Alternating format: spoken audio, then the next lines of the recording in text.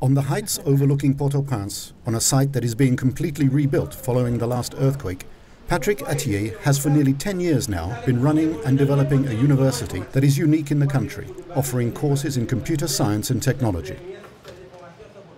Ce projet a démarré dans les années 93. Il est né du fait qu'il n'y avait pas encore à cette époque sur le marché haïtien un établissement d'enseignement supérieur proposant des formations de niveau Bac plus 2, Bac plus 3, Bac plus 4 en sciences informatiques, donc des formations purement technologiques dans ce domaine-là. On part du principe que les sciences et la technologie aujourd'hui sont des passages incontournables pour le développement économique d'un pays. ESI trains more than 1,000 students to 3 different levels: bachelor's, master's and PhD. In addition to teaching IT science and entrepreneurial management, ESI comprises a continuous training center and an e-learning platform. Pendant très longtemps, l'enseignement supérieur a été considéré plutôt comme un luxe pour Haïti.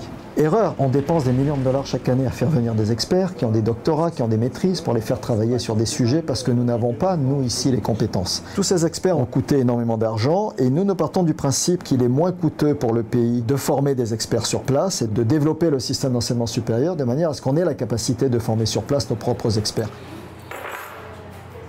Ici, je travaille d'une part au niveau de la licence, je dispense des cours de base de données et je permets aux étudiants d'affronter les réalités de la vie et du terrain économique. To better prepare ESI students for the world of work, Patrick Attier is developing partnerships with major companies to create synergy and build bridges between the university and professional worlds. Patrick Attier a fait appel à nous pour voir comment on pourrait supporter cette université qui fait un travail extraordinaire. C'est notre département de ressources humaines de la compagnie de téléphonie mobile Voilà qui est venu sur les lieux, qui a rencontré les étudiants et leur a appris à rédiger un curriculum vitae, à se présenter lors d'une entrevue et à se positionner pour qu'une entreprise telle que Voilà puisse y trouver en eux ce qu'ils recherchent. Other partners are also heavily involved in the school. Partners such as Microsoft, Google and Cisco. Nous sommes reconnus par le ministère de l'Éducation nationale. Notre diplôme est validé par la Direction de l'enseignement supérieur et de la recherche, la DESR. Le niveau correspond au standard international, donc les étudiants sont déjà habilités à fréquenter les centres universitaires reconnus à l'extérieur. Effectivement, je suis un ancien étudiant de l'ESI.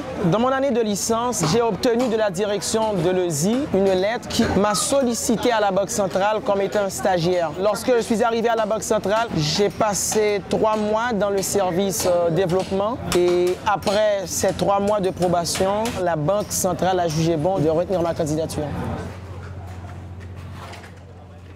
Cette année, nous avons 31 jeunes, à partir d'aujourd'hui même, qui partent en stage dans différentes organisations publiques ou privées, ONG ou encore entreprises des télécommunications. Ces étudiants, en général, à 99% reviennent en Haïti. Nous les récupérons, certains d'entre eux, dans notre staff, dans notre corps professoral. D'autres trouvent évidemment du travail assez rapidement dans leur domaine en arrivant en Haïti. Notre positionnement, il est pour essayer d'apporter une petite brique à l'édifice scientifique et technologique haïtien, à l'acquisition de compétences et aussi pour essayer d'accompagner les entreprises, l'État, le gouvernement, le secteur public, privé, dans le développement de leur politique scientifique, de leur politique technologique pour les 10 à 15 prochaines années. ESI paid a heavy price in the 2010 earthquake. Following the disaster, Patrick Attier decided that the buildings had to be strengthened. Given his new partners, he also wanted to deploy new infrastructure in order to broaden the university's scope. In addition to its exemplary capacity for bouncing back after the earthquake, the WISE Haiti Task Force has identified this initiative owing to the quality education given and its partnership-based model.